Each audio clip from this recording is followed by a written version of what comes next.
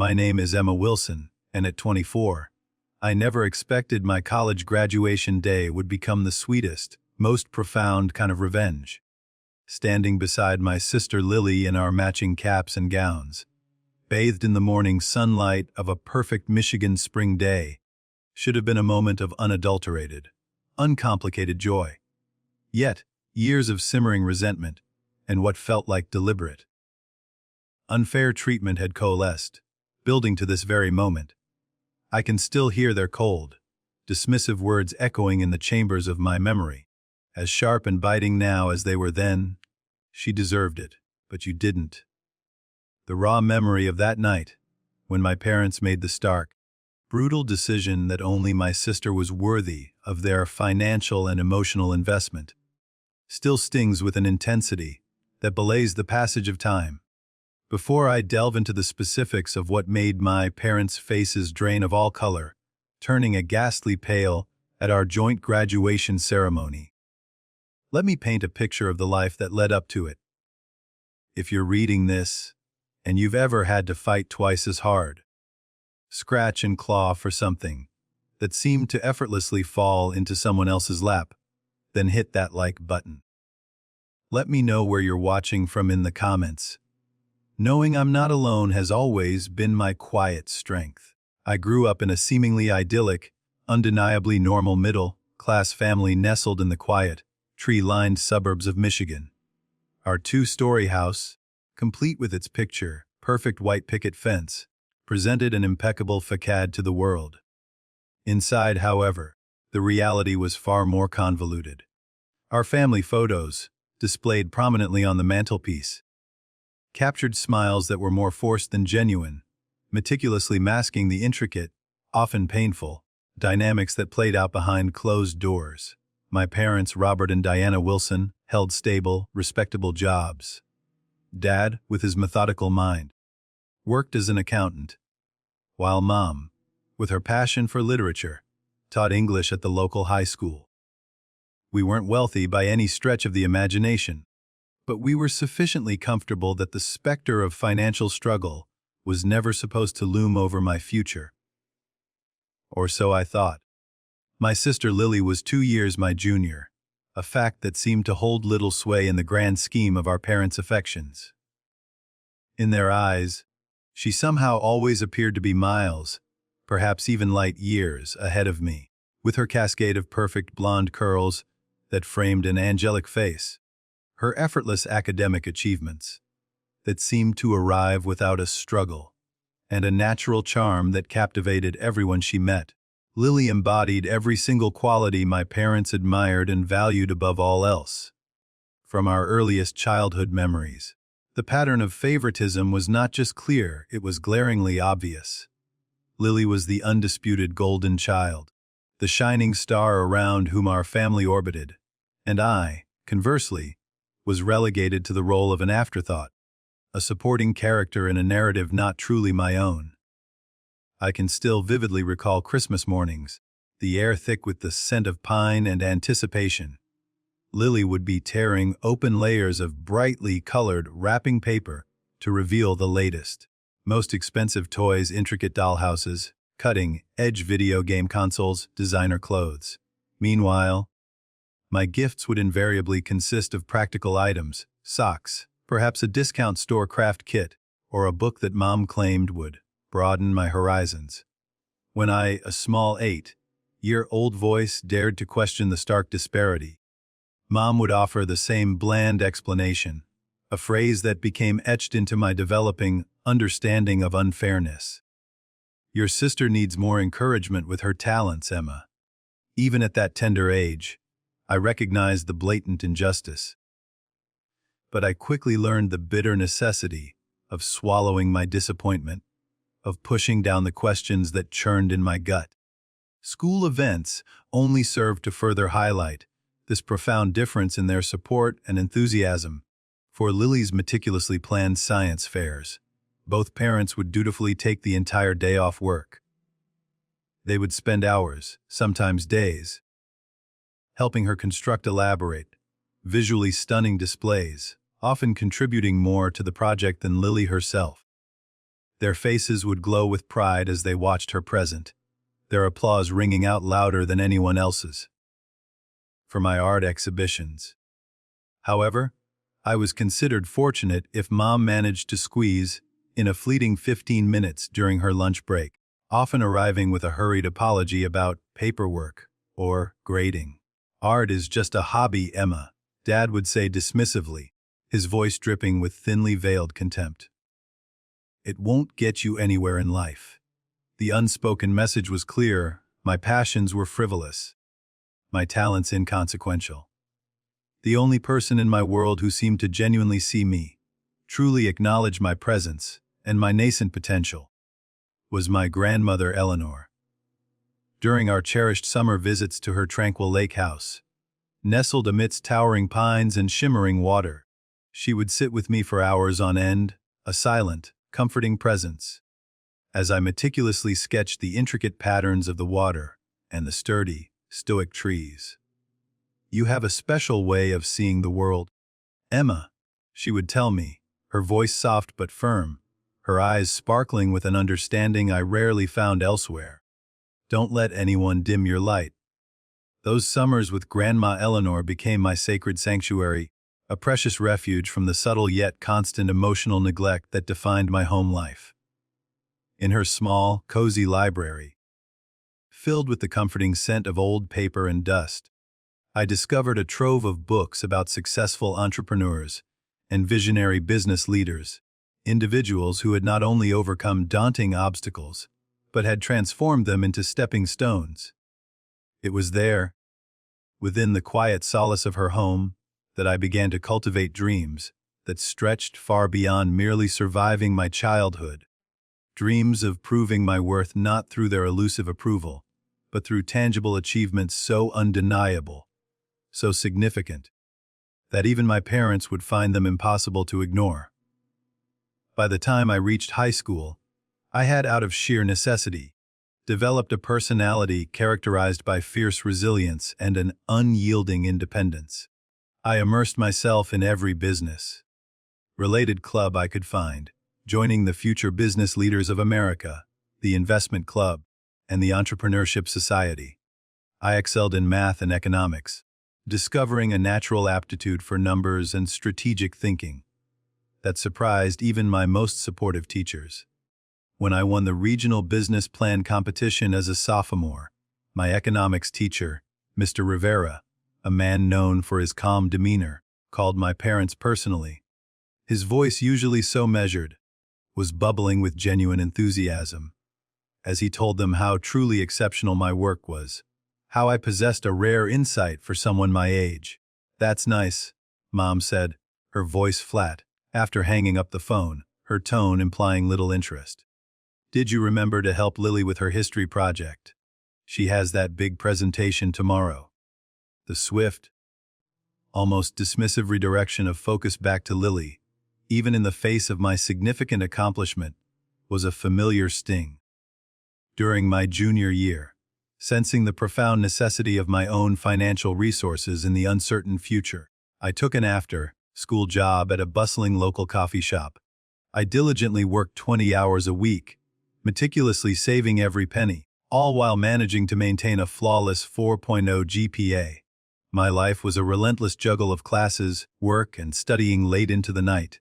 Meanwhile, Lily, effortlessly gliding through her academic career, joined the debate team. She instantly became the star, her natural charisma shining brightly. My parents, ever present for her, attended every single tournament, their faces beaming with pride, celebrating each of her victories with special, elaborate dinners out. The contrast was stark, a constant, painful reminder of where I stood in their hierarchy of worth.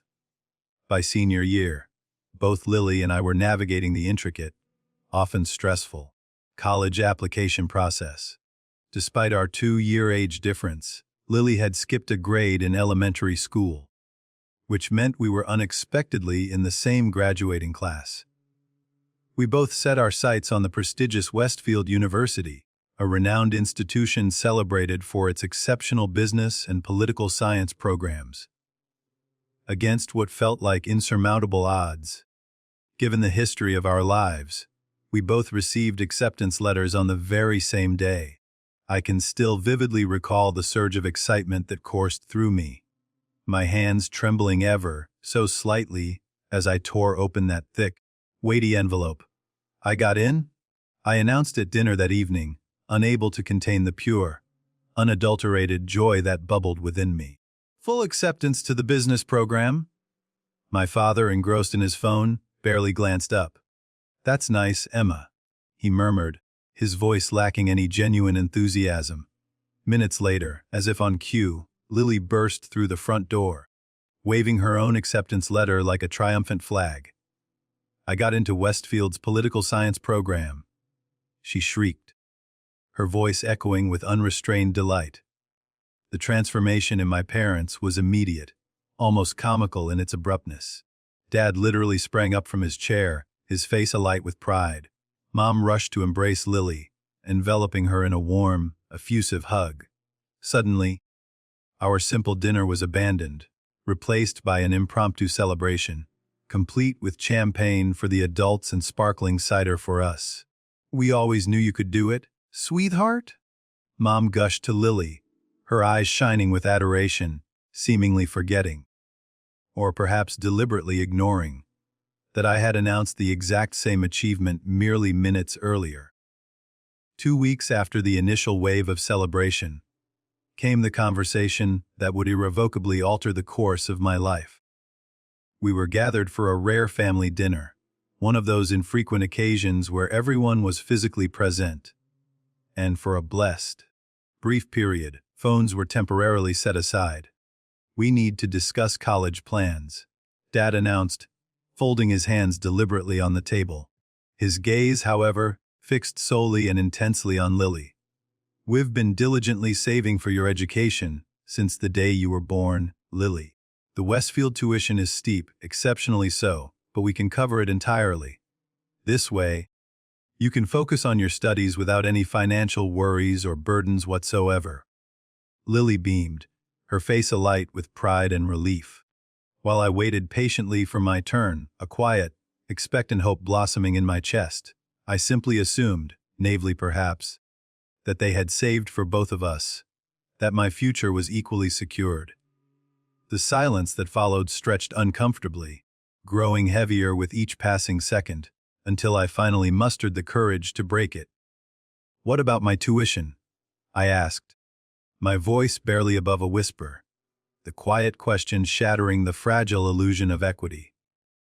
The room temperature seemed to drop several degrees, a sudden, chilling shift as my parents exchanged uncomfortable, furtive glances, a silent, unspoken conversation passing between them.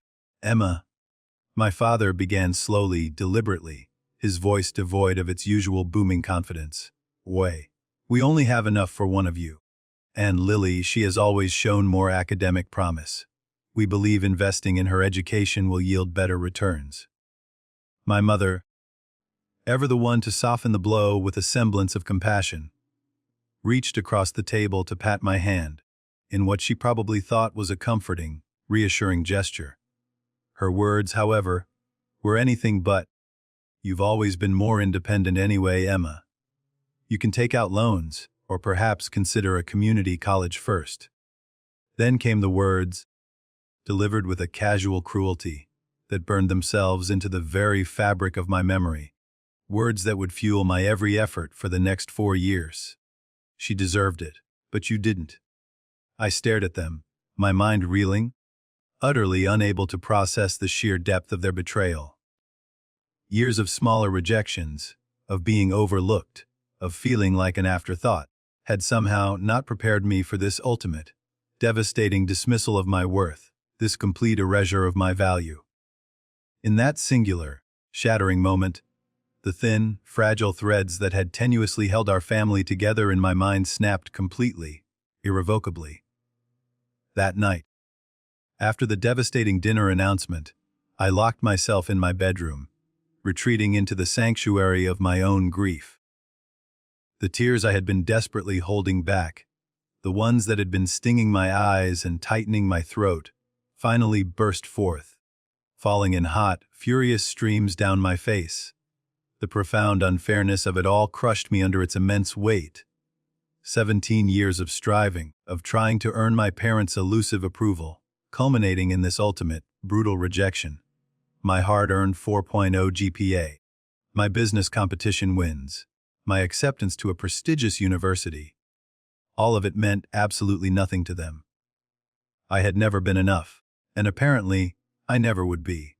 The raw, aching pain of that realization was a heavy burden to bear. The next morning, my eyes swollen and puffy from hours of weeping, my body heavy with exhaustion, I confronted my parents in the kitchen before school. How could you have saved college money for Lily, but not for me?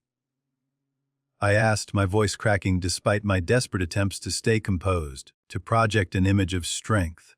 Mom sighed, a wary, exasperated sound, as she stirred her coffee, avoiding my gaze. Emma, it's not that simple. We had to make practical decisions with our limited resources. But I have better grades than Lily, I countered, my voice rising slightly, the injustice fueling my defiance. I've been working part-time for 2 years while maintaining perfect academics.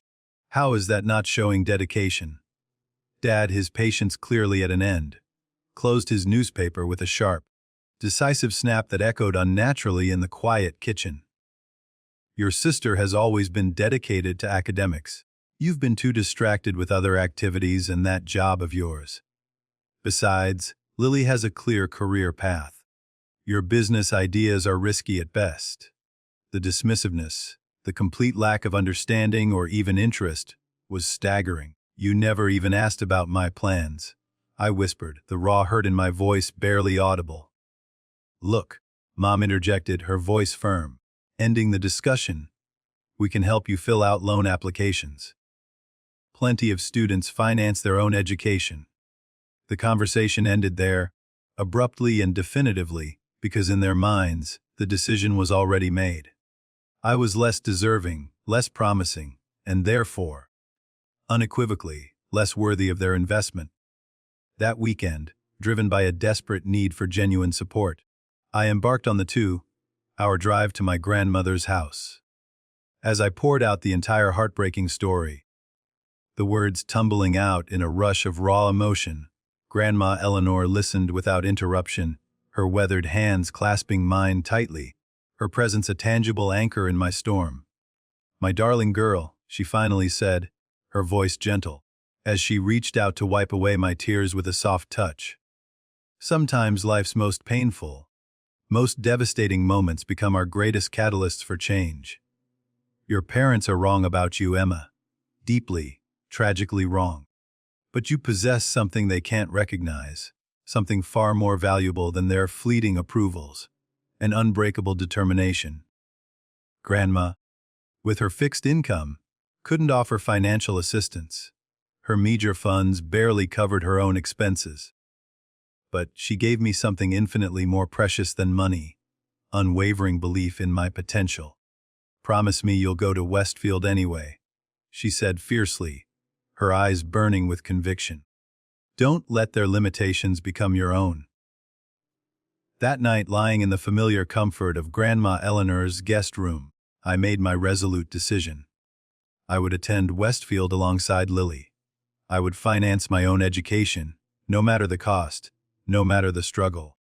And I would graduate, triumphantly, despite every single obstacle they had placed in my path, despite their profound lack of faith. The next morning, fueled by a newfound, burning resolve, I began meticulously researching scholarships, grants, work-study programs, and student loans. For weeks, every spare moment, every minute that wasn't consumed by school or work, was dedicated to poring over applications, filling out forms, writing essays. My guidance counselor, Mrs. Chen, a kind and dedicated woman, stayed after school multiple times to help me navigate the bewilderingly complex financial aid system.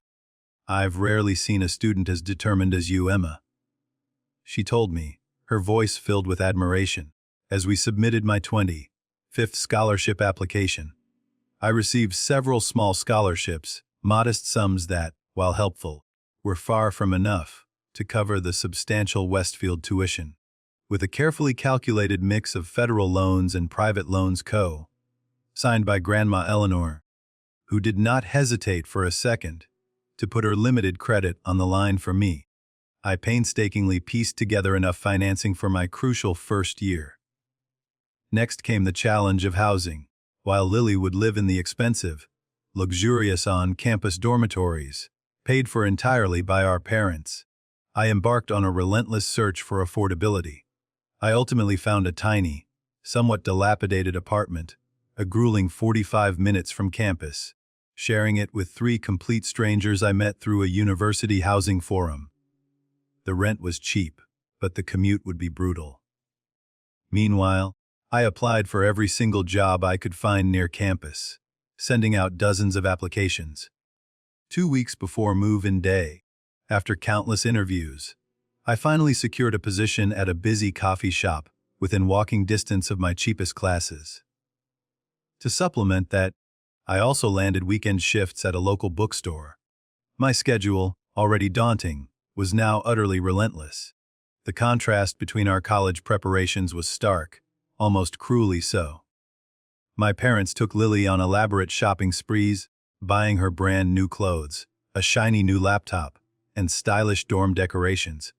They meticulously helped her pack, hired professional movers to transport her belongings, and planned an elaborate send-off party with family friends, complete with caterers and live music. I, on the other hand, packed my meager belongings into second-hand suitcases and flimsy cardboard boxes scavenged from grocery stores, carefully labeling them with a worn-out marker. The night before I left, Mom awkwardly offered me some of her old twin sheets for my new bed. It was the only acknowledgement, fleeting and inadequate as it was, that I, too, was embarking on the momentous journey of starting college. On move-in day, my parents, with a flurry of activity and cheerful chatter, drove Lily to campus in our gleaming family SUV, packed to the brim with her new belongings. I followed behind, a solitary figure in my decade-old Honda Civic, a relic that frequently demanded coolant and made concerning grinding noises when I dared to brake. No one had offered to check its oil or tires before my 2-hour drive to my new, uncertain life. As we parted ways at the sprawling campus entrance, my parents and Lily turning right towards her premium dorm, a hub of bustling excitement and privileged ease, I continued straight alone towards my distant, barely habitable apartment.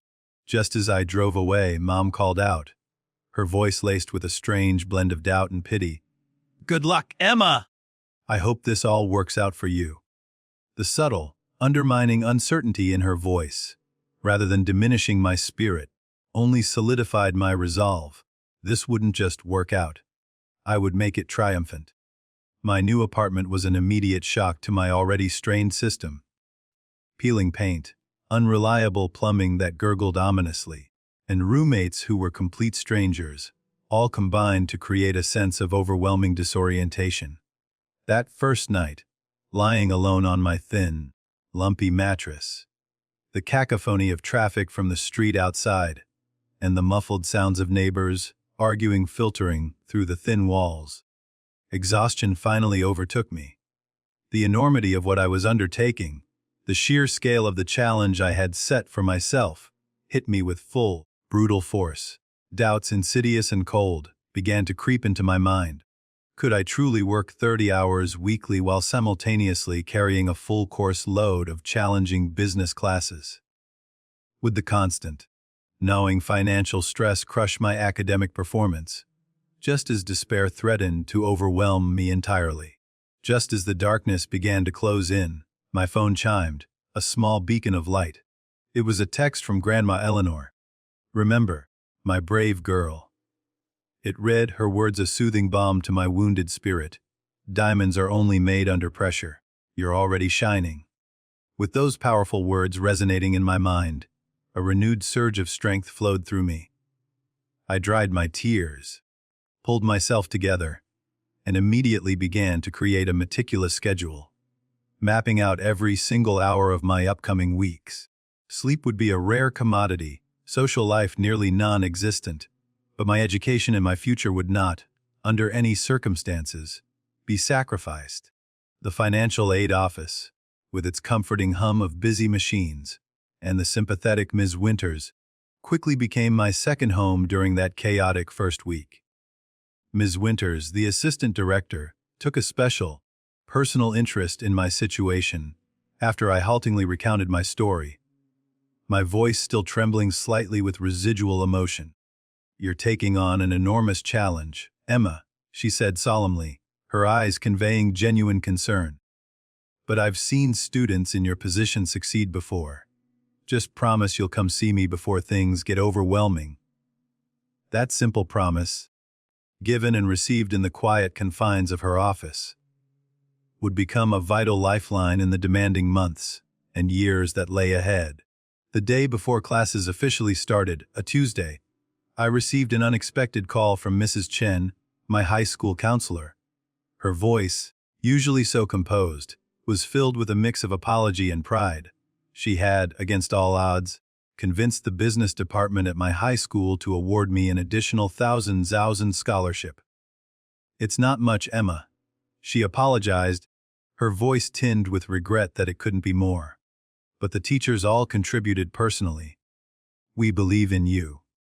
That small, unexpected act of kindness, that quiet vote of confidence from people who truly saw my potential, who believed in my intrinsic worth, gave me the final push of courage I desperately needed.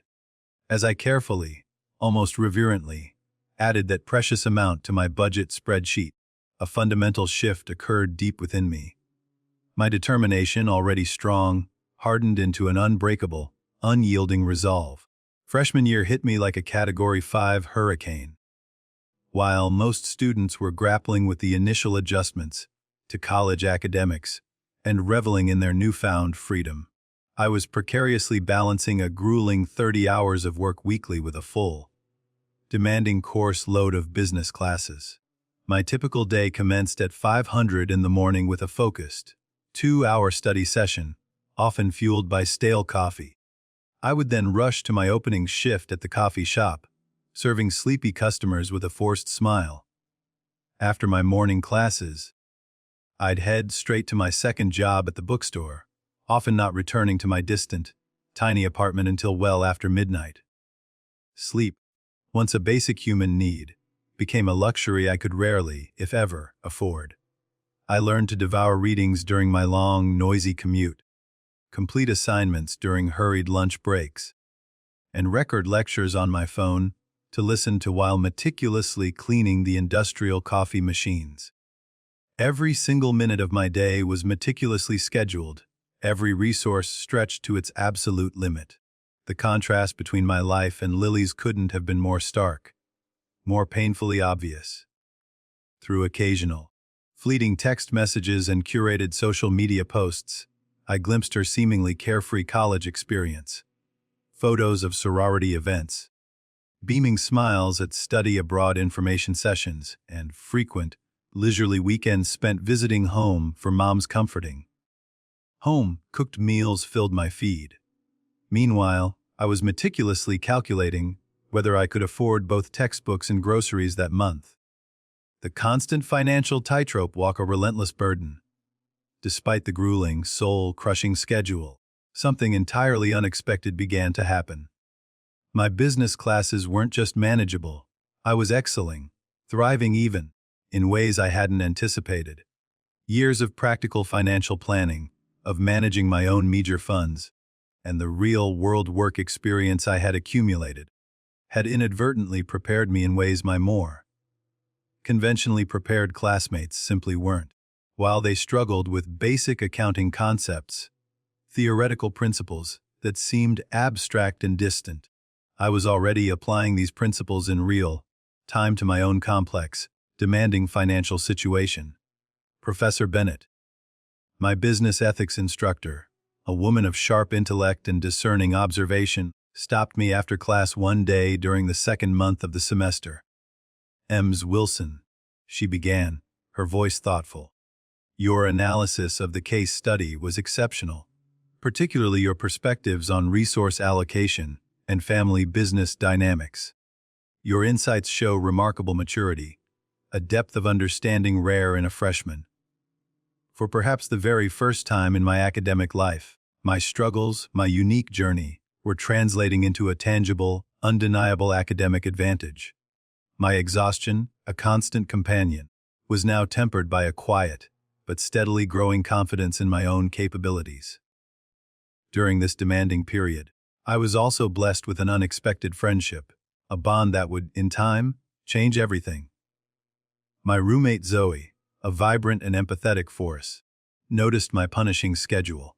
She began quietly leaving homemade meals, lovingly prepared, in the refrigerator, with my name clearly written on them.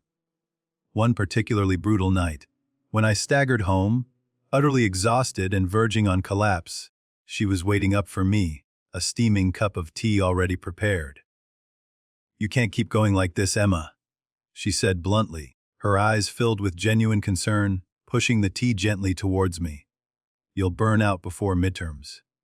When I, hesitant at first, finally explained the brutal realities of my situation, her expression shifted from concern to a fierce, righteous indignation on my behalf. "That's beyond unfair," she declared, her voice firm. "From now on, consider me your college family." Zoe, with her unwavering support, became my unwavering sanctuary in the relentless storm of my college life. She meticulously edited my papers when fatigue blurred my vision and made my words incomprehensible. She created detailed flashcards for my exams, drilling me patiently late into the night. She fiercely defended my precious study time from other roommates, thoughtless interruptions. When she discovered I was skipping meals to save money, a common occurrence for me, she insisted on cooking enough for both of us, steadfastly refusing any payment, beyond my help with her own occasional assignments. "My parents taught me that family takes care of each other," she explained simply, her eyes warm with conviction. "And sometimes, the family we choose matters more, truly, than the one we're born into." Midway through sophomore year, disaster, with its cruel, unpredictable timing, struck. The coffee shop, citing seasonal slowdowns, drastically reduced everyone's hours, slashing my income by nearly 40%. My carefully constructed budget, a testament to meticulous planning and extreme frugality, collapsed overnight. With rent due and an imminent tuition payment looming, I faced my first major financial crisis, a wave of cold panic rising in my throat. I remembered Ms. Winters from financial aid, her promise echoing in my mind, and immediately made an emergency appointment. After meticulously reviewing my dire situation, she offered both practical advice and, to my utter astonishment, unexpected assistance. "Your academic performance, Emma," she explained, her voice kind, "qualifies you for an emergency grant. And Professor Bennett has personally recommended you for a research assistant position in the business department. It pays significantly better than the coffee shop, and it will look far more impressive on your resume, a real asset to your future career." The research position became yet another pivotal turning point in my academic and professional journey. Working directly with the insightful Professor Bennett, I began assisting with her fascinating study on small business resilience during economic downturns. The flexible hours of the position perfectly accommodated my already demanding class schedule, and the intellectual stimulation of genuine academic research was a welcome, refreshing change from the monotonous task of preparing lats. More importantly, Professor Bennett, with her discerning eye, took a genuine, profound interest in my future. "Have you considered entrepreneurship, Emma?" she asked one afternoon, her gaze piercing, as we meticulously analyzed complex survey data. "Your perspective on resource constraint driving innovation is quite sophisticated for someone your age. You have a knack for it." The seed of an idea, one that had been quietly germinating in my mind since my high school days, began to take firm, undeniable root. Leveraging the practical skills I had meticulously acquired from my marketing and digital media classes, I began to build something of my own.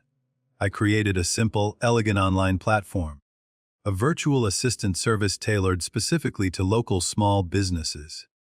Working late into the night, fueled by strong coffee and an unshakable determination, I meticulously built a user-friendly website and developed a range of flexible service packages, each precisely tailored to the specific needs and pain points I had observed and identified in my research with Professor Bennett. By the beginning of my junior year, my small, fledgling business was miraculously generating enough consistent income to allow me to finally quit the exhausting bookstore job. A moment of profound relief. I maintained my research position with Professor Bennett, not primarily for the money, though it was helpful, but for the invaluable mentorship and intellectual engagement it provided. Between the burgeoning virtual assistant work, the steady research stipend, and the necessary student loans, I was, for the first time in my college career, achieving a precarious, but undeniably real financial stability. As my small business steadily grew, so too did my quiet confidence. In my business strategy class, I began to speak up more, sharing insights gleaned directly from my real-world entrepreneurial experience. Professors took notice of my practical understanding, often nodding in agreement, and my classmates, recognizing the value of my unique perspective, began actively seeking my advice on their own projects.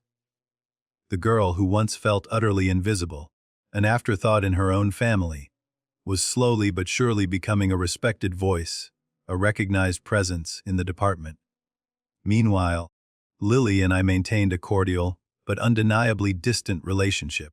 She would occasionally extend an invitation to a sorority event or a campus activity, invitations I almost invariably declined due to my overwhelming work commitments and packed schedule. We rarely, if ever, discussed our dramatically different college experiences, maintaining the superficial, surface-level conversations that had characterized our relationship since childhood. Our parents, ever attentive to Lily, called her weekly, their voices filled with concern and interest. They reached out to me only for major holidays, brief, obligatory calls, or genuine family emergencies, treating me almost like a distant relative, rather than a cherished daughter.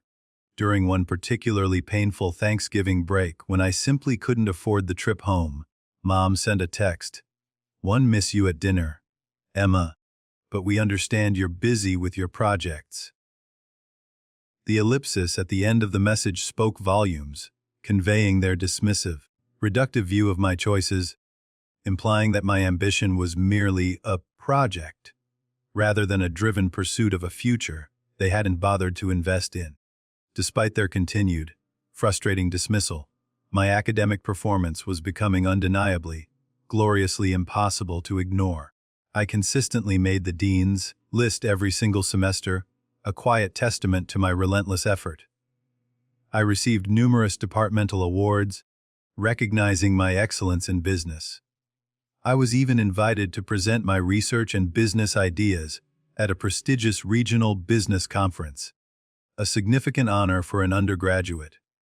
Each achievement, each small victory, served to strengthen my unwavering determination to prove, not just to them, but to myself, that my chosen path was just as valid as Lily's, perhaps even more so. By the end of my junior year, my virtual assistant business had undergone a remarkable evolution, transforming into a proper, thriving digital marketing agency, successfully serving clients across the entire state.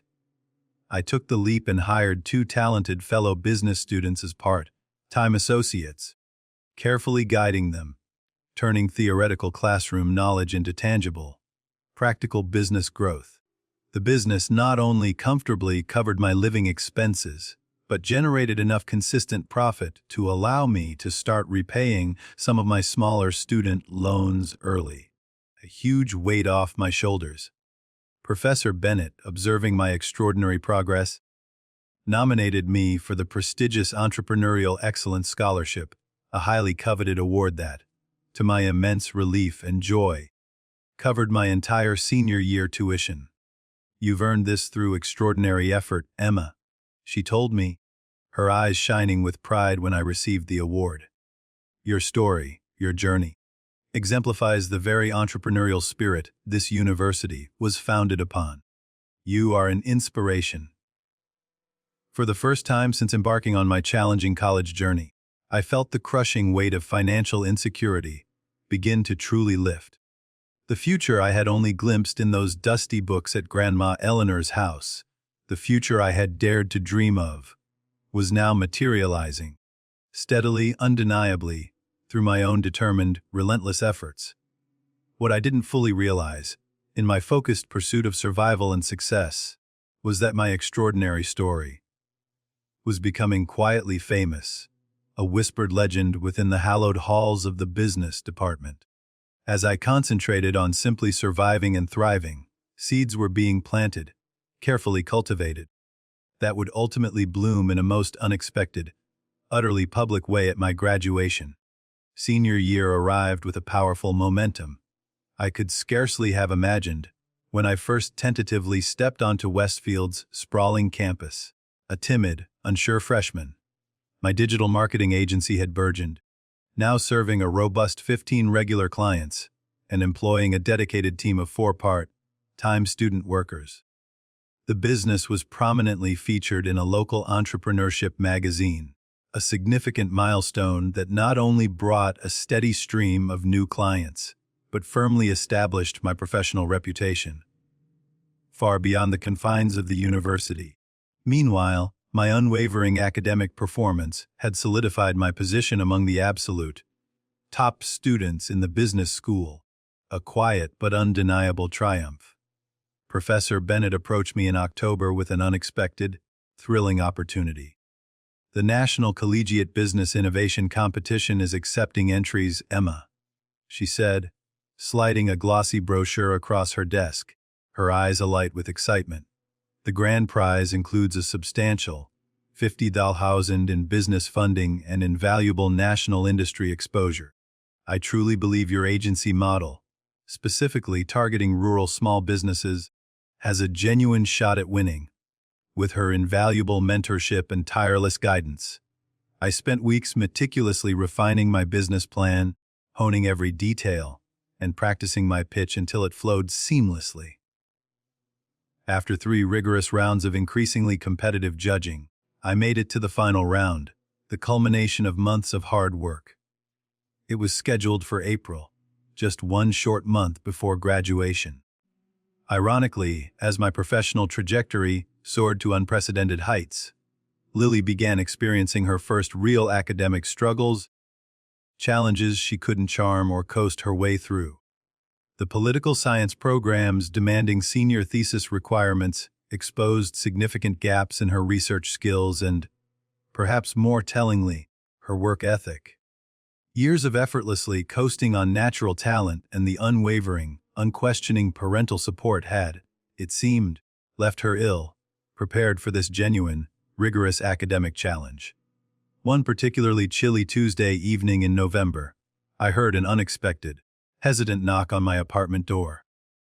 Opening it, I found a teary-eyed Lily, her usually bright face streaked with tears, clutching her laptop and a stack of crumpled research papers to her chest. "I'm failing my thesis seminar, Emma," she confessed in a desperate rush, her voice trembling. "Professor Goldstein says my research methodology is fundamentally flawed, and I have just 3 weeks to completely restructure everything, or I might not graduate." Looking at my sister's raw, genuine distress, I felt a complex mix of conflicting emotions. Part of me, the deeply hurt, resentful part, felt a fleeting satisfaction, a quiet thought that this was perhaps karmic justice for years of blatant preferential treatment. But another, larger part of me, the woman I had become through my own struggles, recognized this moment not as an opportunity for bitter triumph, but as a profound opportunity to rise above the pain of our shared past, to offer compassion where none had been given to me. "Come in," I said, stepping aside, opening the door wider. "Let's take a look."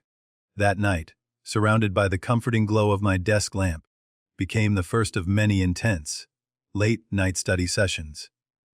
Through the process of helping Lily, I discovered, with a quiet sense of validation, that my years of self-directed learning, of relentless problem-solving, and rigorous time management had imbued me with practical skills my sister had simply never developed, never needed to acquire.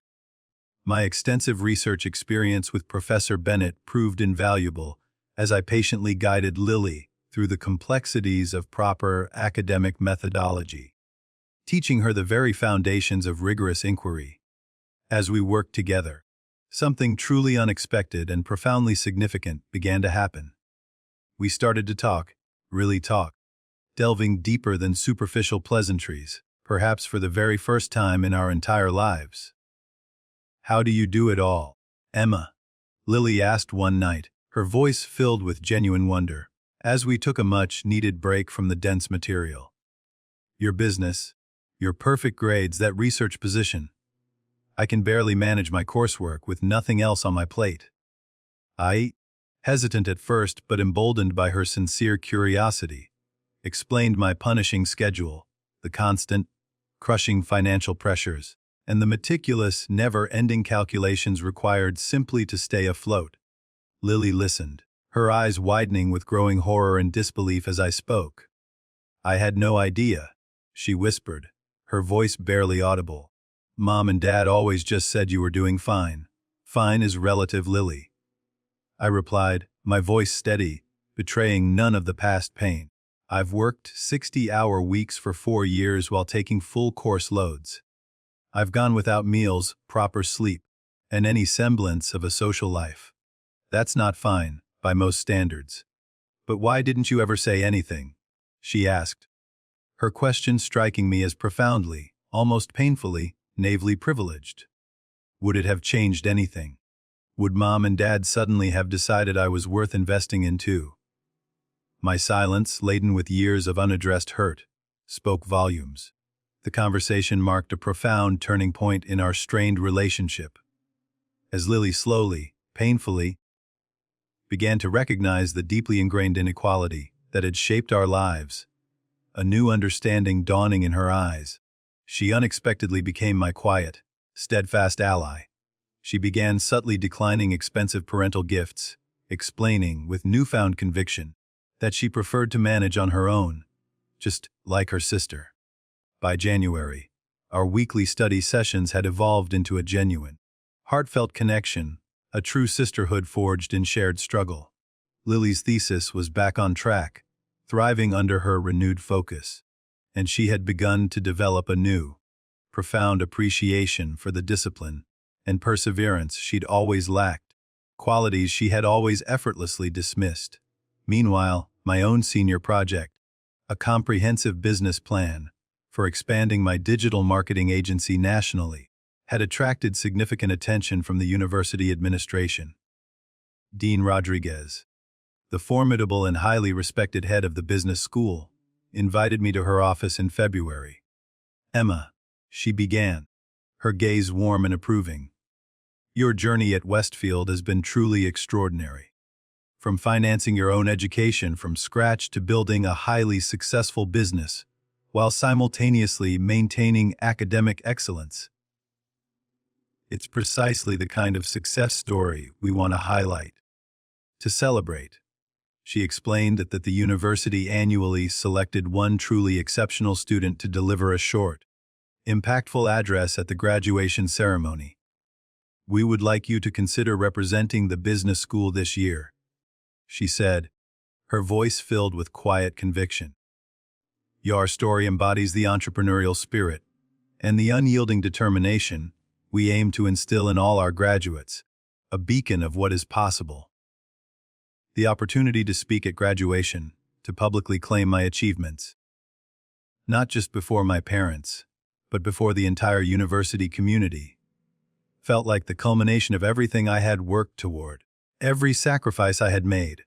I accepted immediately, my heart pounding with a mixture of excitement and trepidation. What I didn't know, however, was that Dean Rodriguez had far more planned than just a student address. The crucial details would remain tantalizingly confidential until the ceremony itself. As April approached, the National Collegiate Business Innovation Competition, became my singular, all-consuming focus. My presentation to the panel of esteemed judges, honed through countless hours of practice, brilliantly incorporated everything I had painstakingly learned about resilience, about optimizing scarce resources, and about creating immense value from inherent constraint. When the panel, after what felt like an eternity, finally announced my victory, a wave of profound validation washed over me, a feeling that transcended the prize money and the promised publicity. I had, through sheer force of will and unrelenting effort, transformed my greatest challenges into my most undeniable competitive advantage. The university newspaper ran a front-page story about my win, featuring a triumphant photo of me accepting the oversized check and gleaming trophy, my Grandma Eleanor's stole prominently displayed. I immediately sent a copy to Grandma Eleanor, who called me, her voice thick with happy tears, sobbing with an overwhelming sense of pride. "I always knew you were extraordinary, my dear," she said, her voice trembling. "Now everyone else knows it too." My parents, notably, did not mention the article or the award. Their continued, predictable silence had, by then, long since ceased to surprise me. 2 weeks before graduation, my parents arrived in town, a flurry of activity centered around helping Lily prepare for the big day. They had rented a large, opulent house for the extended family coming to celebrate, and meticulously planned an elaborate party for after the ceremony, a grand affair designed to impress. I received a perfunctory, almost afterthought-like invitation that clearly signaled my peripheral status. "Why, assumed you'd be busy with work, Emma," Mom explained, her voice vaguely apologetic, when I gently mentioned feeling excluded from the family dinner the night before graduation. "But you're welcome to join if you can make it." The dismissal still stung, a dull ache rather than a sharp pain, but it hurt less intensely than it once would have. My worth, I realized, was no longer inextricably tied to their recognition or approval. The day before graduation, Grandma Eleanor arrived, her presence a comforting balm. She carried a special gift, a custom graduation stole, lovingly embroidered with the very words that had sustained me through my darkest, most challenging times. "Demons are made under pressure." "Wear this proudly, Emma," she said, her eyes shining with unshaded tears of pride. "You've earned every single thread." That evening, during the graduation rehearsal, Dean Rodriguez pulled me aside, a conspiratorial smile playing on her lips. "Everything is arranged for tomorrow, Emma," she whispered, her eyes twinkling. "Just be prepared for a slightly extended introduction before your speech." When I asked, intrigued, what she meant, she merely winked, her secret safe. "Some surprises," she said, "are worth waiting for." Later that night, the extended family gathered for a lavish dinner at an upscale restaurant downtown. Aunts, uncles, cousins, and grandparents crowded around tables pushed together, a sprawling, boisterous group designed to accommodate everyone. My parents, as usual, held court at the center, effortlessly charming, regaling everyone with exaggerated stories of Lily's accomplishments and her ambitious post-graduation plans. My mother's brother, Uncle Jack, a man known for his directness, eventually interrupted the flow of conversation. "What about Emma?" he asked, his voice cutting through the chatter. "I heard she won some big business competition." My father, with a dismissive wave of his hand, brushed it off. "Oh, Emma's been busy with her little side projects. Very entrepreneurial, our Emma." The patronizing tone, the deliberate diminishing of my significant achievements, made it abundantly clear that, in his mind, my success remained secondary, a mere hobby, compared to Lily's more traditional academic triumphs. I caught my sister's eye across the table and saw her visible discomfort, a flicker of understanding passing between us. After dinner, Grandma Eleanor, with a quiet determination, cornered my parents in the opulent restaurant lobby. Though I couldn't explicitly hear the conversation, the tense postures, my father's defensive gestures, and my mother's strained expression told me, unequivocally, that she was taking them to task for their continued, blatant dismissal of my accomplishments. As I returned to my apartment that night, the air still thick with unspoken family tensions, I felt strangely, serenely calm. Tomorrow would bring the culmination of 4 years of relentless, agonizing effort. Whatever happened with my family, whatever their reaction, I had, without a shadow of a doubt, proven my worth to myself. That, I realized with a profound sense of peace, was what truly mattered. The morning of graduation dawned bright and gloriously clear, as if nature itself was celebrating with us, a fitting backdrop to a day of profound significance. I woke early, unable to sleep through the exhilarating mixture of excitement and nervous anticipation that bubbled within me. Today marked not just the simple completion of my degree, but the powerful vindication of my chosen, hard-fought path. My phone chimed a soft, welcome sound with a text from Lily. "I'm so glad to see you graduate today. See you at the robing area. So proud to be walking with you today." The simple, heartfelt message reflected, with startling clarity, how far our relationship had evolved. From distant siblings, molded and separated by years of overt parental favoritism, we had, through shared vulnerability and genuine effort, found our way to something akin to authentic friendship.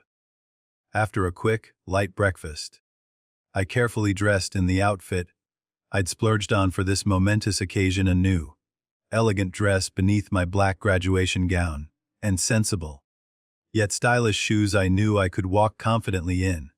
As I fastened Grandma Eleanor's special, symbolic stole around my shoulders, feeling the weight of its significance, I allowed myself a quiet moment to truly absorb the magnitude of this accomplishment. 4 years ago, my parents had, with cold calculation, deemed me unworthy of their investment, their faith. Today, I would graduate not just with highest honors, but with a thriving, nationally recognized business and a coveted job offer from a premier consulting firm. The journey had been brutally, agonizingly difficult, pushing me to my absolute limits, but the woman who emerged from that crucible was stronger, more resilient, and more confident than I could have ever possibly imagined. Zoe, my steadfast friend and chosen family, insisted on driving me to campus. "Your carriage awaits, boss lady," she joked, her voice light, but I could see the genuine, overflowing pride shining brightly in her eyes. "No more bus rides for you today." The campus buzzed with a vibrant, palpable energy as thousands of families, dressed in their Sunday best, navigated between buildings, consulting maps, and joyfully taking photos. At the student assembly area, graduates in their black robes clustered together like elegant crows, adjusting caps, smoothing their gowns, and comparing the various honors cords that adorned them. I spotted Lily instantly, her signature blonde hair, a bright beacon even from a distance. She rushed over when she saw me, embracing me with an unexpected surge of emotion. "Can you believe we made it?" she asked, her voice filled with wonder, as she gently straightened my cap. "Though I barely scraped by while you conquered the world." Her humility, a newfound quality, was still surprising enough to make me smile. "We both made it, Lily," I replied diplomatically, "each in our own way." The ceremony coordinator began meticulously arranging us in alphabetical order, a stroke of fate that would place Lily and me close together in the processional. As we found our assigned positions, I noticed Dean Rodriguez approaching us with a purposeful stride, her smile warm. "Ms. Wilson," she said, pulling me gently aside, her voice a low murmur. "Just confirming our arrangement. After the conferring of degrees, President Harlow will announce special recognitions. You'll be called up first for your address, and then—" She lowered her voice conspiratorially. "We have a few additional acknowledgments planned." When I, my curiosity piqued, asked for details, she merely smiled mysteriously, her eyes twinkling. "Better to let it unfold naturally, Emma. Just be prepared for a very significant moment in the spotlight." The graduates began filing into the vast, auditorium to the traditional, majestic strains of pomp and circumstance. Through the towering windows, I caught fleeting glimpses of the audience, thousands upon thousands of family members and friends filling the massive space, their excited chatter and occasional shouts of recognition, creating a joyful, expectant hum. As we marched down the center aisle, my eyes scanned the family section, and I spotted my parents, seated in premium positions near the very front, their faces already beaming with pride. Dad wore his impeccably tailored navy suit, the one reserved only for his most important client meetings, while Mom had chosen an elaborate floral dress and a matching hat, an ensemble that fairly screamed, "Important occasion!" Their eyes, fixed solely on Lily, tracked her with obvious, effusive pride as she walked just a few people ahead of me. Grandma Eleanor sat gracefully beside them, elegant in her simple blue dress, her gaze, however, fixed firmly, unwaveringly, on me. When our eyes met, she nodded once, a subtle, profound gesture containing all her fierce pride and boundless love. The ceremony proceeded with the expected speeches, grand pronouncements about future potential, and the profound responsibility of education. I half listened, my mind already mentally rehearsing my upcoming address, trying to manage the butterflies that fluttered frantically in my stomach. Finally, the moment arrived for the conferring of degrees. We rose by departments, a sea of black robes, crossing the stage one by one to receive our diplomas and shake hands with the university officials. When my name was called, I heard Grandma Eleanor's distinctive, piercing whistle cutting through the polite, scattered applause, a loud, clear declaration of her presence and pride. Lily, returning to her seat after receiving her own diploma, gave me a quick, encouraging thumbs up as we passed each other, a silent acknowledgement of our shared journey. After all the degrees had been conferred, University President Harlow, a woman of commanding presence and articulate speech, approached the podium again. Before we conclude today's truly special ceremony, she began, her voice resonating throughout the auditorium. We have several special recognitions to present, acknowledging extraordinary achievements. She paused dramatically, glancing down at her notes, building the suspense. First, I invite Emma Wilson of the School of Business to deliver this year's student address. As I made my way to the stage, the spotlight finding me, I caught a fleeting glimpse of my parents. For the very first time that day, their eyes were looking directly at me, confusion evident in their expressions, their smiles faltering. Clearly, they hadn't expected their less promising daughter, the one deemed not deserving, to receive this prominent honor. Taking the podium, I drew a deep, steadying breath, the air charged with anticipation, and began to speak. 4 years ago, I arrived at Westfield with nothing but unyielding determination and the profound belief that education should be earned, not simply given. My voice, clear and strong, resonated through the silent hall.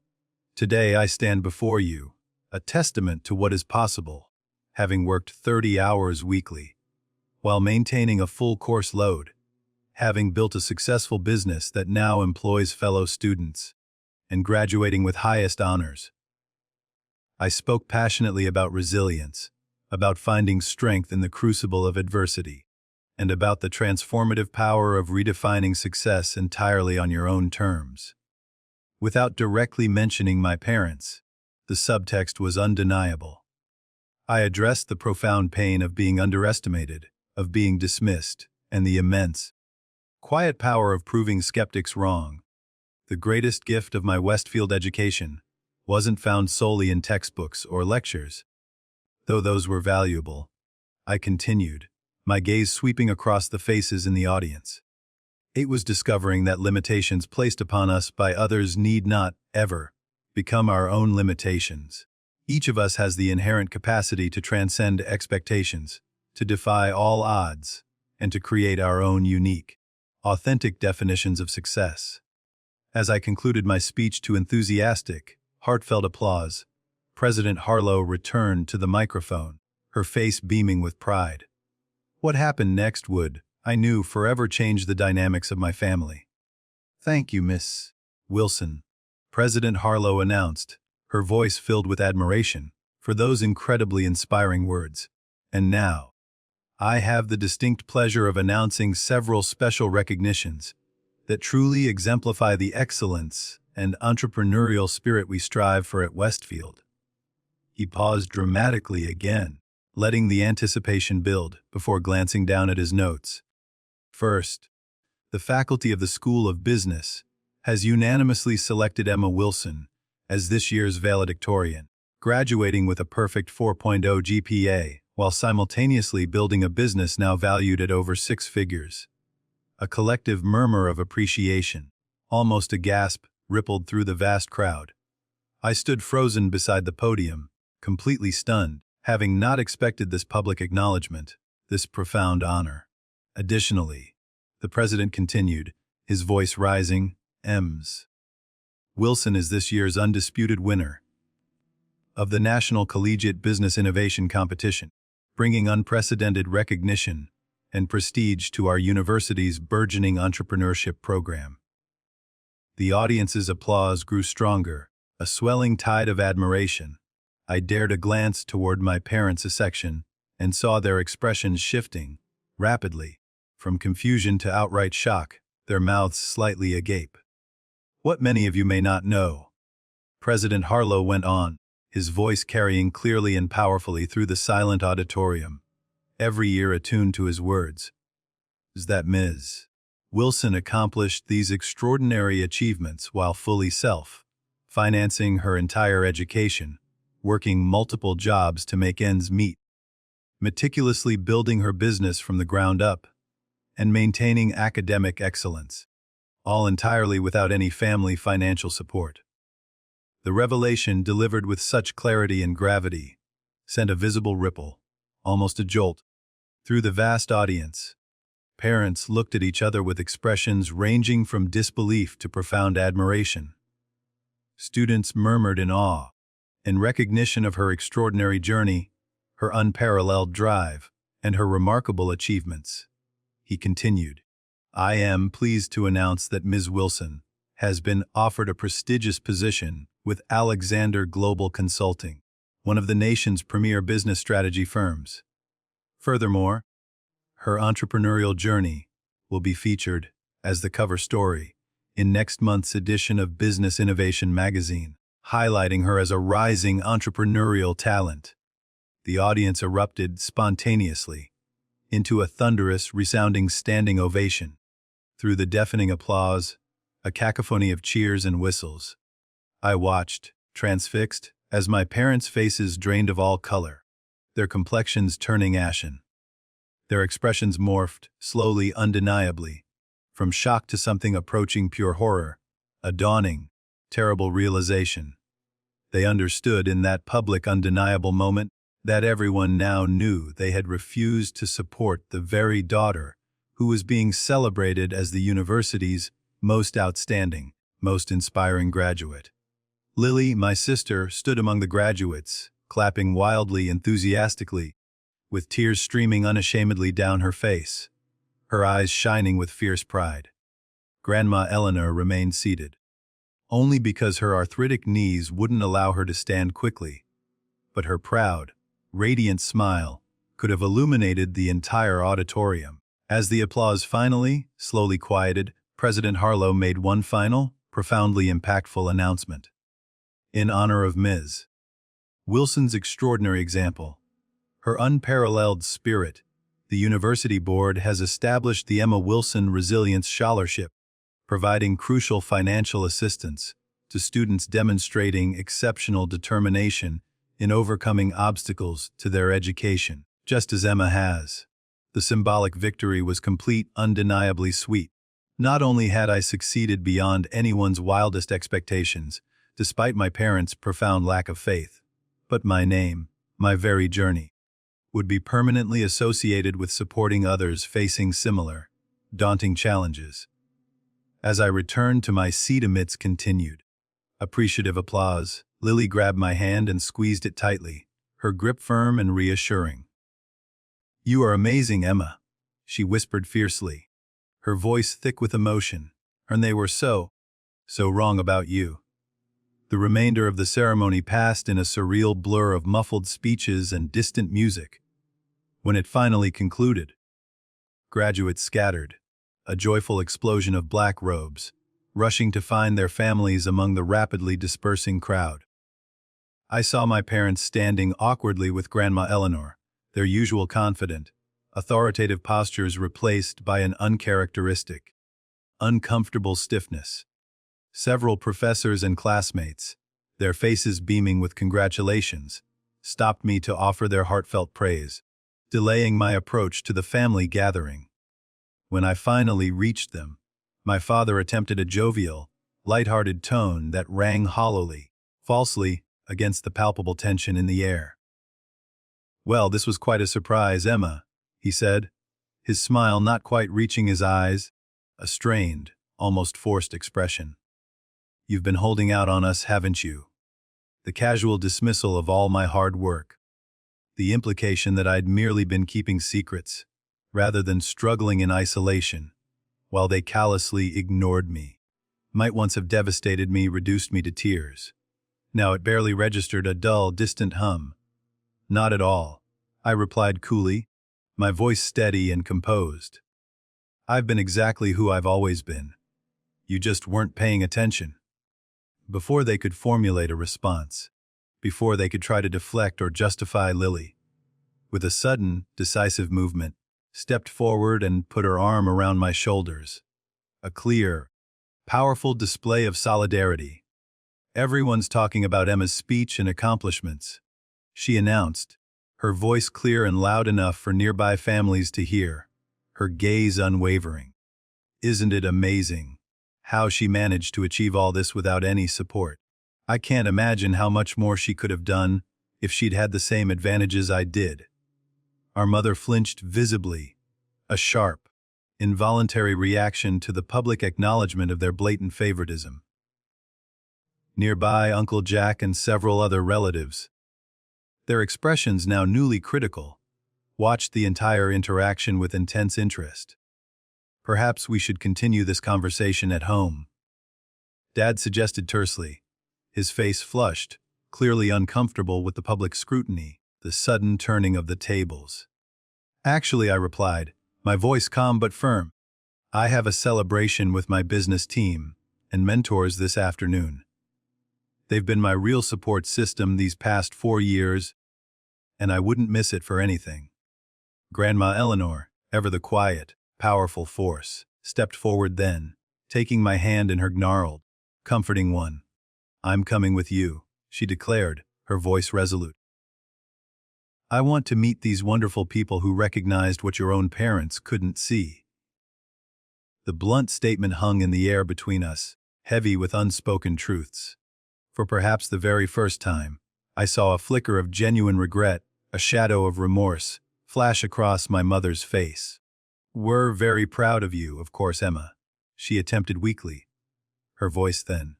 "Thank you," I replied with a newfound, dignified grace.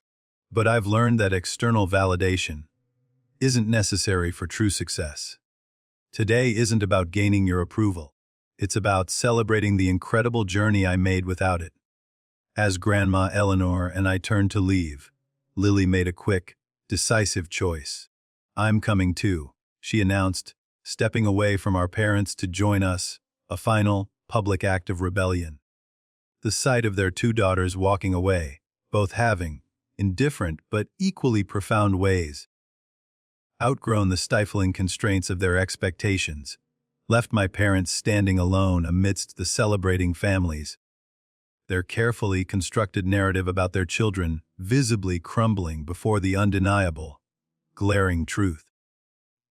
The scene at the post-graduation celebration in the business school atrium could not have been more dramatically different from the tense, fraught family interaction earlier. Professor Bennett, with her usual impeccable attention to detail, had arranged an elegant reception for faculty, outstanding graduates, and key industry partners. Crystal punch bowls shimmered. Elegant hors d'oeuvres were meticulously arranged on gleaming trays, and congratulatory banners hung prominently, creating a genuinely celebratory, effervescent atmosphere. Lily looked around, her eyes wide with wonder, as we entered. "This is so different from the political science reception," she whispered, her voice filled with awe. "Everyone here seems to actually know each other, truly connect." "The business department became my home, Lily," I explained softly. "These people saw me, truly saw me, when our parents couldn't or wouldn't." Zoe rushed over immediately, her face alight with joy, engulfing me in a tight, exuberant hug before introducing herself warmly to Grandma Eleanor and Lily. "I've heard so much about both of you," she said, her voice filled with genuine affection. The supportive grandmother and the sister who finally woke up. Lily blushed, a faint flush across her cheeks, but accepted the gentle teasing good-naturedly. "Better late than never, I hope," she murmured, a genuine smile on her face. Dean Rodriguez approached next, champagne flutes in hand, her smile radiant. "The woman of the hour," she beamed, passing around the sparkling glasses. "And this must be the incredible grandmother, who believed in you from the very beginning." As they chatted, engaging in warm conversation, I watched Lily observing this vibrant network of supporters I'd painstakingly built. People who valued me for my actual accomplishments, for my demonstrated capabilities, rather than some preconceived, limiting notion of my potential. The stark contrast with our parents' conditional, often absent, approval was painfully, gloriously clear. "Ms. Wilson?" called a distinguished woman in a sleek, impeccably tailored business suit, approaching our group with purpose. "Jennifer Alexander, founder of Alexander Global Consulting. Your presentation at the business competition was simply extraordinary. I'm thrilled you've accepted our offer. Thank you for the incredible opportunity," I replied, shaking her hand firmly, my voice filled with genuine enthusiasm. "I'm excited to join your team." Jennifer smiled warmly. "With your rare combination of academic excellence and profound practical experience, you're exactly what we look for. Not many new graduates have already built a successful business from scratch before joining us."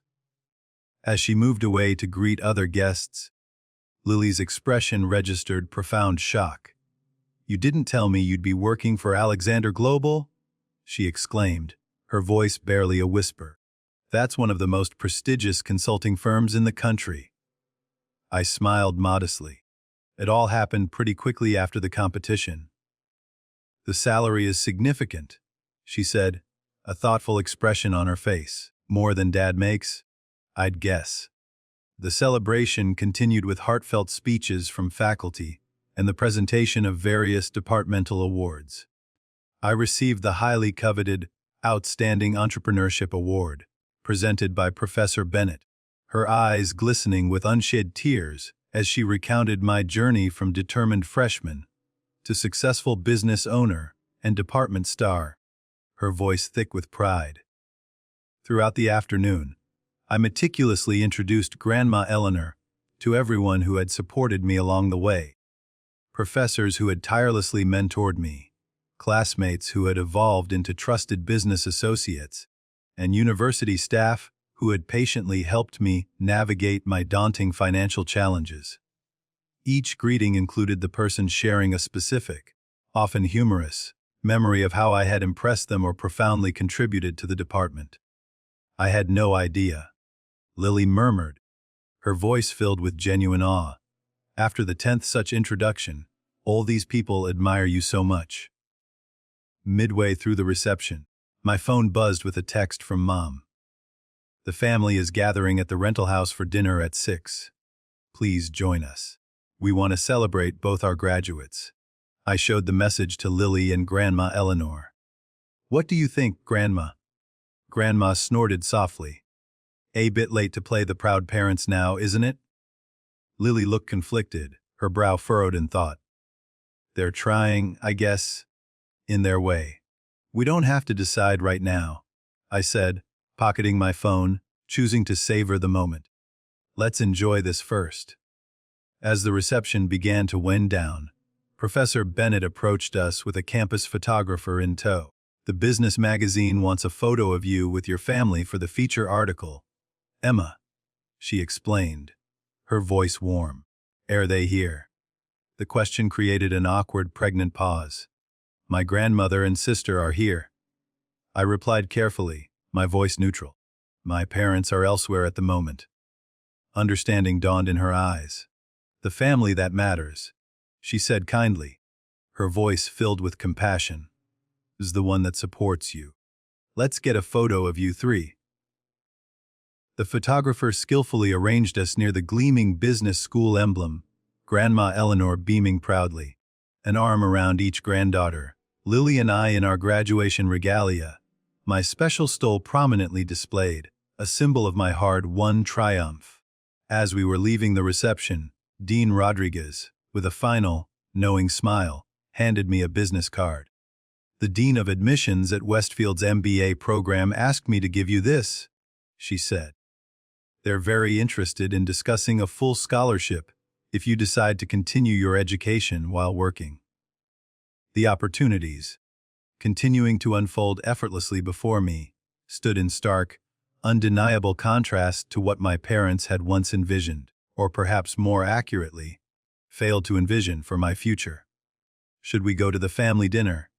I asked, my voice thoughtful, as we walked towards Zoe's car, the evening air cool and crisp. Grandma Eleanor gently took my hand. That decision is entirely yours, my dear. You owe them nothing. But, she added, after a thoughtful pause, her eyes twinkling, there might be value in allowing them to see exactly who you've become. Not for their sake, but for yours. Lily nodded in agreement, a wry smile playing on her lips. Plus, I'd really like to see Uncle Jack grill them about why they never mentioned your business or awards before today. Decision made, we drove to the rented showcase house, where the extended family had gathered, their chatter echoing in the spacious rooms. Conversations hushed noticeably as we entered, then erupted in a flurry of enthusiastic greetings and congratulations as relatives rushed forward, their faces alight with pride to embrace both Lily and me. Mom appeared from the kitchen, her earlier confident demeanor replaced by an uncharacteristic nervousness, her smile attempting warmth, but not quite reaching her eyes. Emma, you came, she said, her voice tinged with surprise. We were just about to serve dinner. Dad approached with forced joviality, his voice booming. There's my successful daughters, he announced loudly, as if he'd been proudly proclaiming my achievements all along. Emma, why didn't you tell us about this big consulting job? The sheer audacity of his question, delivered after years of profound disinterest and blatant dismissal of all my activities, momentarily stunned me into silence. Before I could formulate a response, Uncle Jack, ever the honest one, interjected, his voice cutting through the forced pleasantries. Probably because you haven't asked about her plans once in the past 4 years, Robert, he said bluntly, his gaze steady, at least not in any family gathering I've attended. An uncomfortable, heavy silence fell over the room, every eye fixed on my father. Dad's face flushed a deep crimson, a mixture of embarrassment and anger warring within him. We've always supported both our daughters, he insisted defensively, his voice rising slightly. Financially, Aunt Susan asked innocently, her voice deceptively sweet, because the university president seemed pretty clear about Emma putting herself through school while building a business. My mother, quick to jump in and deflect, tried to rescue the situation. We had limited resources and had to make difficult choices. Emma has always been very independent by necessity, not by choice, Grandma Eleanor corrected sharply, her voice cutting through the tension like a knife. Let's not rewrite history, now that her success has become inconvenient to your narrative. The tension in the room was palpable, thick and suffocating. Cousins exchanged uncomfortable glances, their eyes darting between my parents and me, while my parents visibly struggled to maintain their composure under this unexpected, searing family scrutiny. Lily, surprising everyone, herself included perhaps, spoke up clearly, her voice firm and unwavering. "Mom, Dad, I think it's time to acknowledge the truth. You favored me from childhood.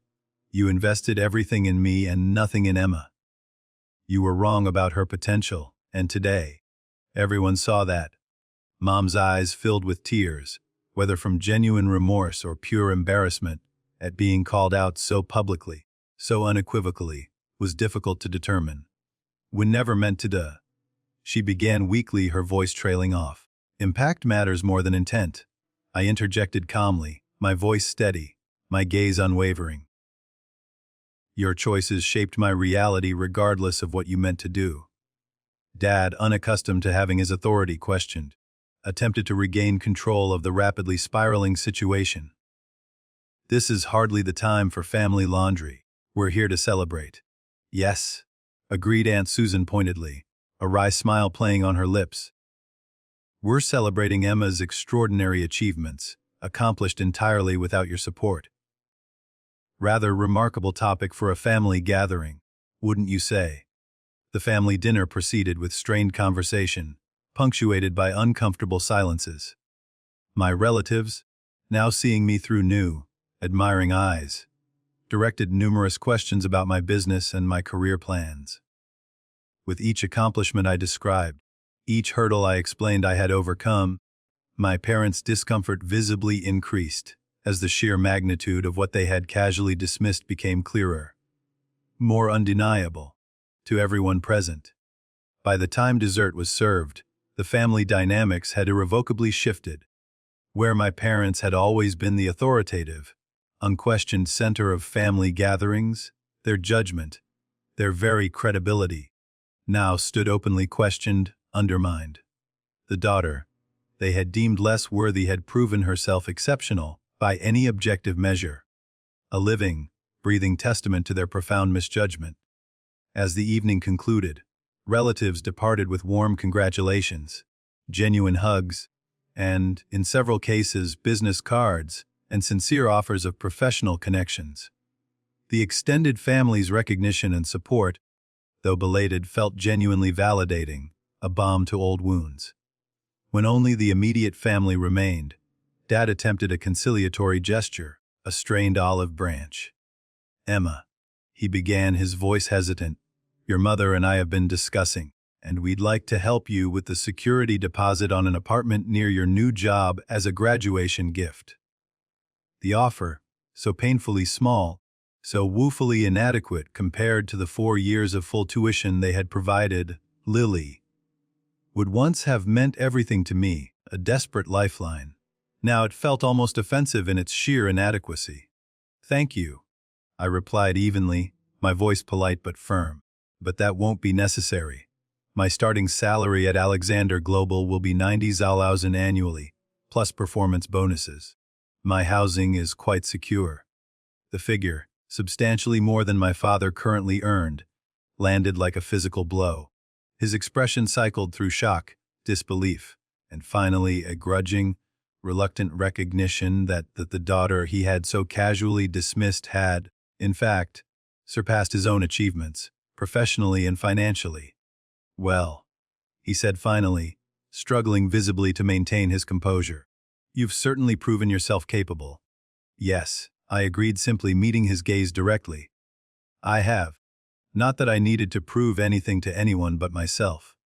As we prepared to leave, Lily pulled me aside, her eyes filled with a new kind of understanding. "I'm staying with Grandma Eleanor for a few days before moving to my new apartment," she said softly. "Would you want to join us? Like a mini-family vacation with the family members who actually matter." The suggestion, so simple, yet so profound in its reorganization of family bonds, brought unexpected tears to my eyes.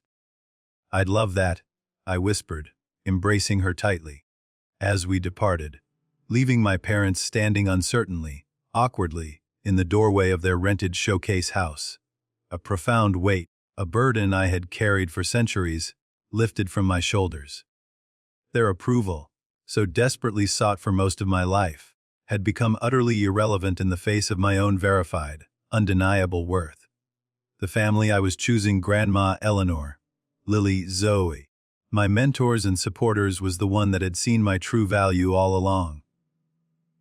And that recognition, that unwavering belief, meant infinitely more than any belated, forced acknowledgement from those who had steadfastly refused to see, until it became glorious, publicly impossible to deny. The weeks following graduation brought a whirlwind of exhilarating changes. I moved into a comfortable, sun-drenched apartment near the Alexander Global offices, using a portion of my competition winnings for the security, deposit, and furnishings, creating a true home for myself. My small business, my first entrepreneurial venture, continued to thrive, now operating efficiently under the capable management of my student team, who were now properly employed with fair wages and flexible schedules accommodating their ongoing studies. Meanwhile, the promised magazine feature was published, complete with the powerful photo of Grandma Eleanor, Lily, and me at graduation, our faces beaming with genuine pride. The article meticulously detailed my journey from self-financing freshman to award-winning entrepreneur and highly sought, after consulting higher, positioning my story as an undeniable example of sheer determination triumphing over seemingly insurmountable obstacles. I sent copies, with immense pride and gratitude, to Professor Bennett, Dean Rodriguez, Mrs. Chen, Ms. Winters, and everyone else who had supported me along the way. My relationship with my parents, however, entered uncertain, delicate territory. 2 weeks after graduation, they requested a Sunday lunch meeting at a neutral, non-threatening restaurant location. The conversation was awkward, stiff, filled with long silences, but it represented their first genuine, tentative attempt to reconcile. "We've done a lot of thinking, Emma," Mom began carefully, her voice soft, about the choices we made and the assumptions that guided them. Dad, typically less comfortable with emotional conversations, added stiffly, "We may have misjudged your potential." The understatement was almost comical, given the recent, public events, but I recognized that this acknowledgement, however inadequate, represented significant, unprecedented movement for them. "Yes," I agreed simply, my voice even, "you did. Would like to try to repair our relationship," Mom continued, her gaze earnest. "If you're willing." I considered their request thoughtfully, weighing it carefully. The wounded child within me, the part that still remembered the sting of rejection, wanted to reject them outright, to inflict the same pain of dismissal I had felt for years. But the woman I had become, the stronger, wiser version of myself, recognized that continuing that cycle of bitterness and resentment would only prolong the damage, extending it indefinitely. "I'm open to developing a new relationship," I said finally, my voice calm and measured, "but it would need to be just that. New. Built on who I actually am today, not who you thought I was or wished I would be. And it would require a clear acknowledgement that what happened wasn't just a misunderstanding or an unfortunate circumstance. It was favoritism that caused real, lasting harm." This requirement clearly made them profoundly uncomfortable, but after exchanging hesitant glances, they nodded a slow, grudging acceptance. "We did favor Lily," Mom admitted quietly, her voice tinged with regret. "We saw her as the safer investment because she fit our expectations of success. We were wrong, Emma, and our mistake hurt you deeply. I'm truly sorry." The genuine accountability, while imperfect and long overdue, was more than I had expected. It opened a fragile door to possible reconciliation, though the path forward, I knew, would be neither quick nor easy. Over the summer, I began my demanding position at Alexander Global, immersing myself in the world of high-stakes consulting, all while maintaining regular, heartfelt contact with Lily and Grandma Eleanor. Lily had secured an entry-level position with a non-profit organization focused on educational equity, a career choice seemingly profoundly influenced by her new awareness of privilege and opportunity gaps. "I keep thinking about how different our paths were, Emma," she confessed during one of our weekly sister dinners. her voice thoughtful. And how many other students face the obstacles you did, but without your exceptional drive to overcome them? Her growing social consciousness, her developing empathy, pleased me more than any apology could have. My sister was evolving, moving beyond the golden child identity our parents had meticulously constructed for her, developing genuine empathy, a profound sense of purpose, and her own unique path. By autumn, I had settled into a productive, exhilarating rhythm with my consulting work, finding immense satisfaction in the challenges it presented, while continuing to proudly oversee the digital marketing agency from a strategic distance. My first performance review at Alexander Global brought glowing praise from senior partners and an unexpected, substantial bonus. Financial security, that elusive, tantalizing condition I had chased relentlessly for years, was finally, undeniably, unequivocally mine. During a serene weekend visit to Grandma Eleanor's lake house, a cherished ritual, she presented me with a small, intricately carved wooden box while we sat together on her porch, watching the fiery sunset paint the sky in hues of orange and purple. "I've been saving this for the right moment, my dear," she explained, her voice soft. Inside the box, nestled on a bed of velvet, was a delicate silver bracelet, its simple beauty timeless. "This was given to me by my grandmother when I finished school," she said, her fingers tracing the intricate design. "She told me it was a reminder that a woman's worth comes from within, from her own spirit, not from others' assessment or fleeting opinions. I've held it all these years for a granddaughter who would truly understand its profound significance." As she fastened it gently around my wrist, her touch warm and loving, she added, "Your journey has been harder than it should have been, Emma. But the woman you've become through that struggle, through that adversity, is extraordinary in ways an easier path might never have revealed." Her words, delivered with such wisdom and love, crystallized something I had been feeling, a deep truth I had been struggling to articulate.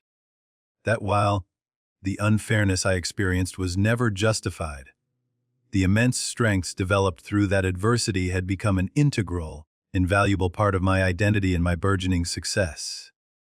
On the 1-year anniversary of my graduation, a date that now held profound personal significance, I used a substantial portion of my savings and business profits to establish the first Generation Achievement Scholarship at Westfield University. Unlike traditional scholarships focused solely on academic metrics, this fund specifically supported students demonstrating extraordinary determination, students who, like me, were overcoming significant family or financial obstacles to pursue their education. The selection committee should consider not just where students are academically. I instructed, my voice firm, when finalizing the endowment details, but what they've bravely overcome to get there, the sheer force of will it took. The first recipient, a brilliant young woman working 2 demanding jobs while studying accounting and caring for her younger siblings, reminded me powerfully, profoundly of myself, her struggles mirroring my own. The crucial difference, however, was that now she would have the crucial support, the financial lifeline I had tragically lacked. My parents, gradually earning a limited, cautious trust through their consistent effort and tentative steps toward reconciliation, attended the scholarship announcement ceremony. As they listened to my speech, a passionate call to action about creating opportunity ladders for others to climb, I noticed something new, something profound in their expressions. Not just regret for past mistakes, but a genuine, unadulterated pride, untainted by comparison or condition. "You've created something truly meaningful, Emma," Dad acknowledged afterward, his voice softer than usual, the closest he had ever come to expressing genuine admiration for me.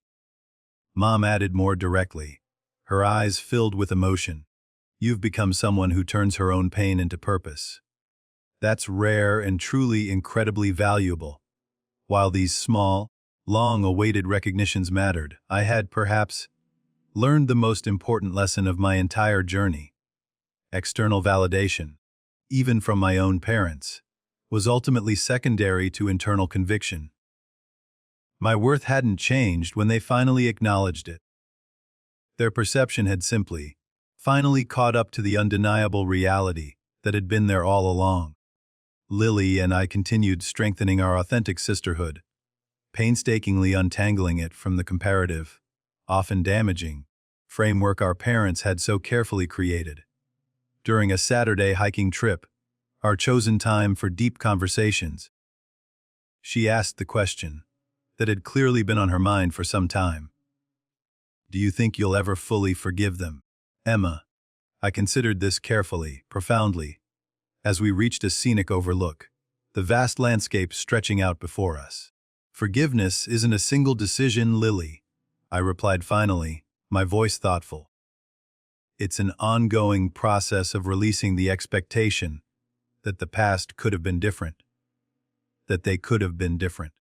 I don't think I'll ever forget being told I wasn't worth investing in. I continued honestly, the memory still a faint ache. But I'm working toward not letting that moment define my relationship with them going forward. That's the forgiveness I'm capable of right now. Lily nodded thoughtfully, her gaze fixed on the horizon. For what it's worth, she said softly. Their greatest loss was not knowing who you really were all those years, not seeing your true light. As I looked out over the vast, beautiful landscape below us, I reflected on the winding, arduous journey that had brought me here. From the devastated teenager hearing the crushing words, "She deserved it, but you didn't," to the accomplished professional, the successful entrepreneur, the creator of opportunities for others, the founder of a scholarship in my own name. The transformation wasn't just in my circumstances, in my material success, but in my fundamental, unshakable understanding of self-worth. The real victory, I realized, wasn't proving my parents wrong, though that satisfaction, I admit, was undeniably sweet and cathartic. The deeper, more profound triumph was discovering that their assessment, their limited vision, had never actually defined me. I had always been capable, valuable, and inherently worthy of investment. Their failure to see it reflected their limitations, their blind spots, not mine. Perhaps that is the most powerful realization for anyone who has ever been underestimated, dismissed, or told they aren't enough. Your value, your inherent worth, exists independently of others' ability to recognize it. The opinions that sought to limit you speak only to the imagination deficits of others, not to your boundless, inherent potential. In the end, being underestimated became my greatest advantage, my most potent fuel. It forced me relentlessly to develop the resilience, the fierce self-reliance, and the unyielding determination that served me long after the initial injury of their dismissal had healed, replaced by strength. The very qualities my parents failed to nurture, the ones they actively dismissed, became the unshakable foundation of a success they couldn't have envisioned. Not because I wasn't capable, but because their vision was simply too limited, too narrow, to encompass the extraordinary woman I was destined to become. Have you ever been underestimated by someone whose opinions seemed to define your worth, to cast a long shadow over your potential? How did you find the strength to prove them wrong, or more importantly, to prove your own undeniable value to yourself? Share your story in the comments below. And don't forget to like and subscribe if this journey of overcoming family expectations, of forging your own path, resonated deeply with you. Remember, sometimes those who believe in you the least can, paradoxically, motivate you the most, not to earn their approval, but to discover just how far beyond their limited vision you can truly soar. Thank you for joining me on this journey, and I sincerely hope my story inspires you to recognize your own inherent, unbreakable worth, regardless of who fails to see it.